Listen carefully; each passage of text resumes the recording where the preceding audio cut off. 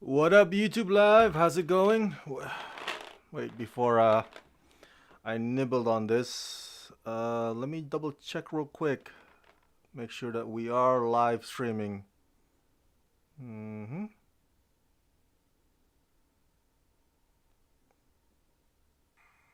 All right, we are. Excellent. So right now it's Friday, April 2nd, April 2. It's almost 2 a.m. here in California. I just finished watching the latest episode of The Falcon and the Winter Soldier, so I figured I'd give you my thoughts on it before I crash to bed.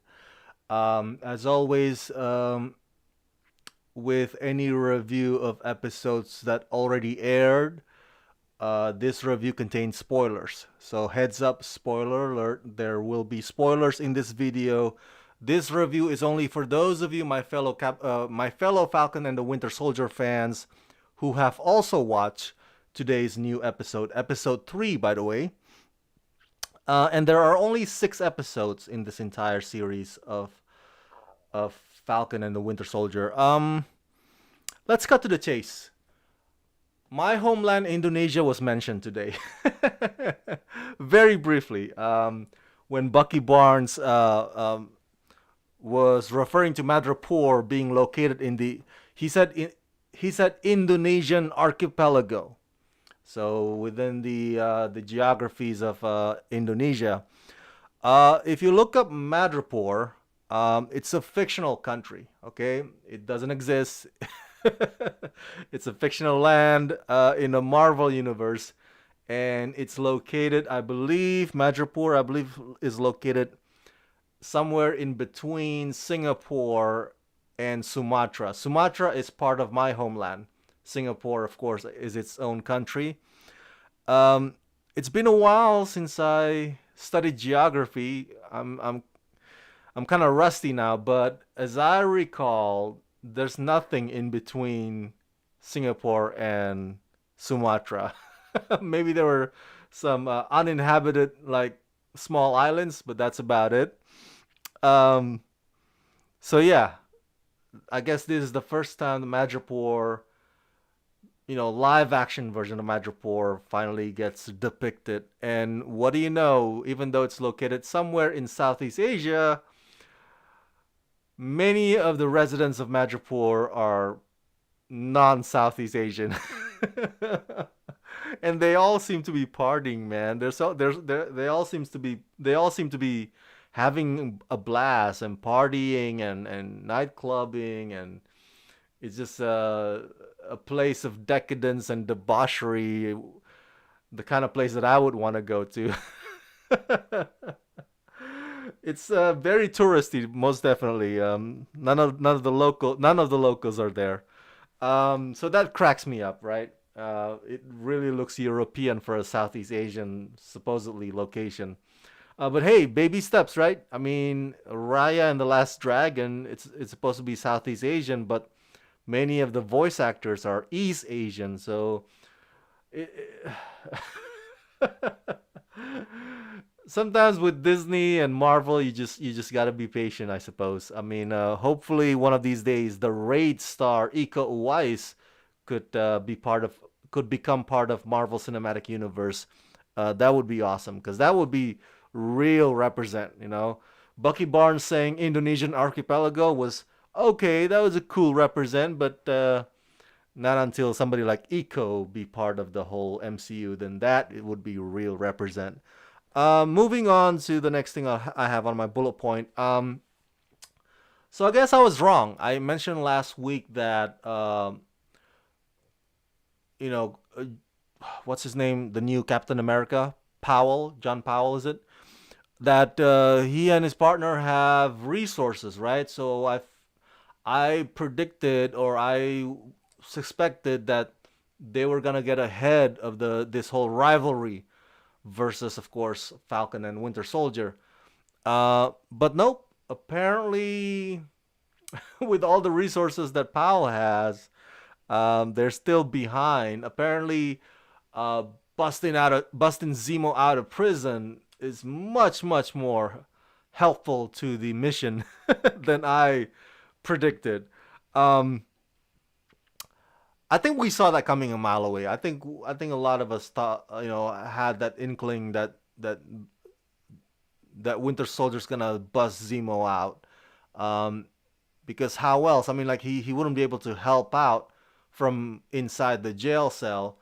But here's my thought on Zemo. First of all, he's played by a wonderful actor, Daniel Bruhl. If you haven't seen The Alienist, he's excellent on that show on TNT. And he's been around, been around for quite some time. But the first time I noticed him was in Inglorious Bastard, that Tarantino movie. Fantastic, fantastic German actor, and also Rush with Chris Hemsworth. Um, so it's good to see him back. I think he fits like a glove, for this role since what was it, the Civil War or Winter Soldier movie? Civil War, I believe that he was on. Um, so he's a fantastic actor. No complaints whatsoever, and it's awesome to see him back. The thing is, it seems like when it comes to Marvel, there seems to be a pattern where they love to rehabilitate the villains. Okay, I mean, now he's looking like more of an anti-hero than a villain. Obviously, you can tell that he has an agenda up his sleeves. Whenever a villain is helping the hero, it's never a straight up noble cause. And you can tell that always in the back of his head, he's always thinking escape plan, escape route. Like once this is over, I'm not going back to prison. So there's always some underhanded stuff that he's concocting in his head. But yeah, Marvel loves to rehabilitate villains. I mean, take for example Loki. How many times has Loki died? I mean, one of the ways in which he died, I think, in the hands of Thanos. But they keep like bringing him back, resurrecting him back. There's always a way, and now he has his own TV series, and he's gonna be like an anti-hero instead of a villain. Disney rehabilitating Maleficent, Disney rehabilitating Cruella. Disney owns Marvel. So there's always this whole thing with rehabilitation of villain. I mean, can you imagine if the Joker helps Batman? Like, I don't know if that's been done in the comic books, but I mean, like, wow, that would be so crazy. If Batman busts Joker out of Arkham Asylum, it's like, you gotta help me out here. But Marvel loves doing that, man. With Loki, now with Zemo and the other guys, it's just like, let's rehabilitate their reputation. Disney does that now with all their villains as well. But hey, Daniel Bruhl is a fantastic actor, and I'm glad that I'm glad that he's not underused on this show. Um, Underused was Evan Peters. I believe that's his name, the one who played um, crap, Silver Silver Quick. There you go. On WandaVision, he was underused. I gotta look him up. He was underused. He's a talented actor, and they just like, poor guy, man. He just showed up like for a few minutes here and there, and he only showed up for the post credit scene, and he was under the spell, and it just like, that was underused. So I'm glad that did not happen with Daniel Bruhl, because he is a much better actor to be put in that position. Um, Pietro, there you go. Evan Peters, Pietro. Okay. So those are my thoughts on Zemo. My thoughts on Sharon. I mean, if you haven't seen Revenge series, dude, you are missing out. Revenge series starring Emily Van Camp was a fantastic show. And then, of course, she became Sharon Carter in the Captain America movie in 2016, Civil War. And you know what? I haven't seen Emily Van Camp ever since that. Ever since 2016.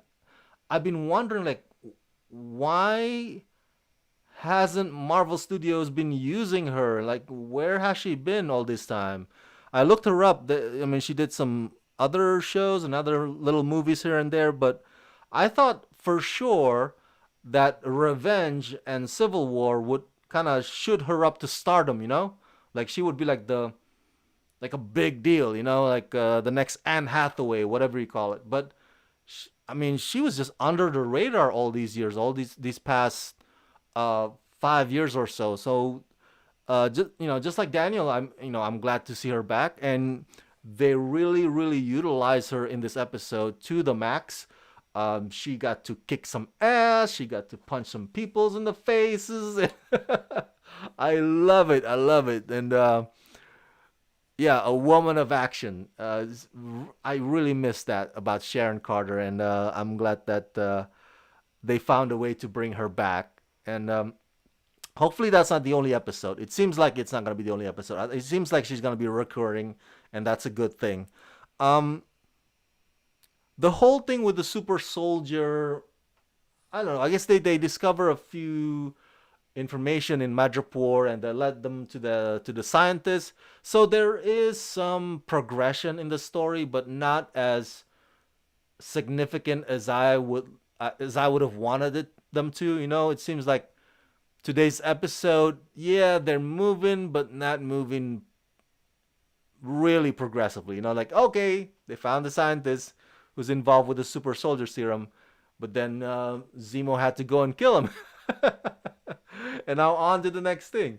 So it's not that the story is stuck, but it doesn't move fast in today's episode. At least in my opinion. In my opinion. Um, and by judging by the end of today's episode, it's gonna circle back to being about Zemo again next week. But we'll definitely see that.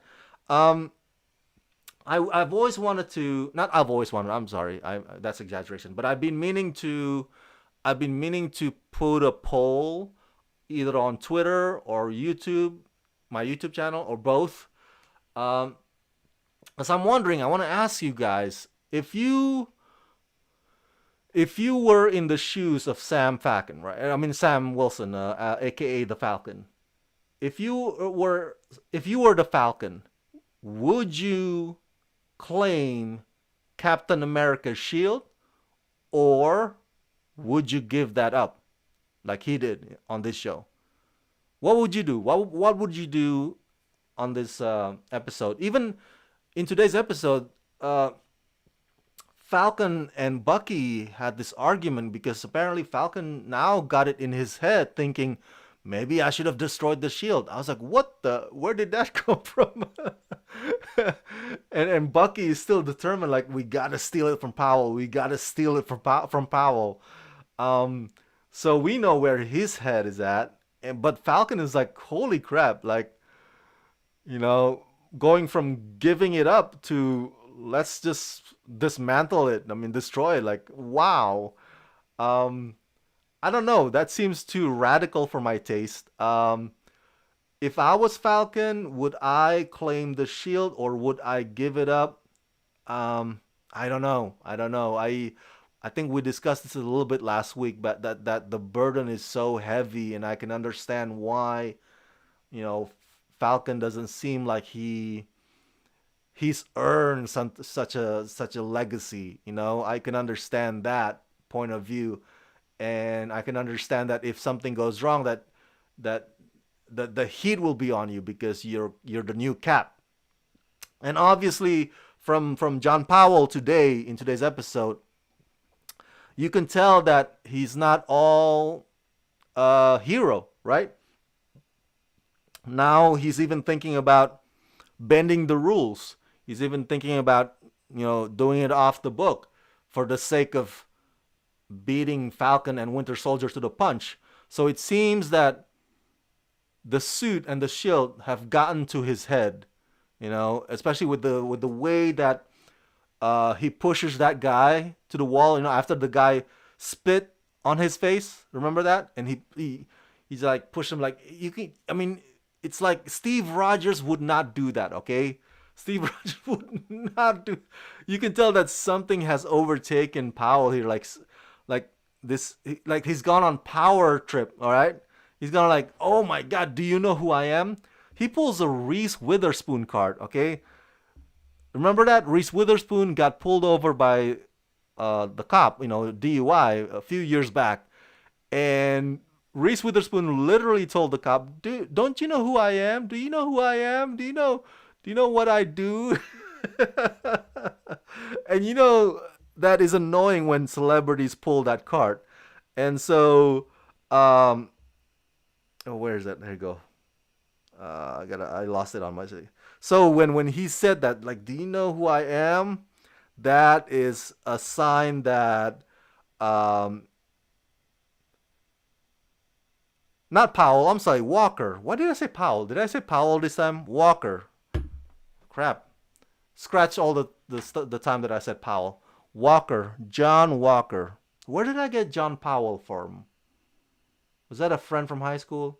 But anyway, uh, so when John Walker pushed this guy to the wall and he says, "Don't you know who I am?" and he pulls a Reese Witherspoon card. You can tell that he's not representing the Shield anymore. He's not representing everything that Steve Rogers stands for. Because at that point, to Walker, I almost said Powell again, because at that point to Walker, winning the rivalry means more to him, and now he's even like, if we're doing this and then we get to the prize, does it even matter the how? So, um, Steve Rogers would not even consider that. Steve Rogers is such a Boy Scout. Even when he has to break some rules, he makes sure that it's within his idealism. And you can tell John Walker is on power trip. He's so pissed off right now. He's like, he just wants to win at all costs, and that's not Captain America values, most definitely. So on that note, Bucky is right to want to take the shield away from Walker, um, as opposed to Falcon's idea, the whole giving up and destroying thing. But I'll put the post. I'll put the poll. I'll post the poll on Twitter and YouTube and see where you guys stand on that issue. Maybe that's how I get to Powell. Maybe because I said Powell. But Walker, John Walker. So I think those are the notes that I have about today's episode. Another action-packed episode, very straightforward, nothing too cryptic, and I'm really interested to see how the partnership of Falcon, Winter Soldier, and Zemo will play out next week, especially now that somebody is hunting Zemo down. So that, with her in the mix, it's going to be even extra interesting, most definitely.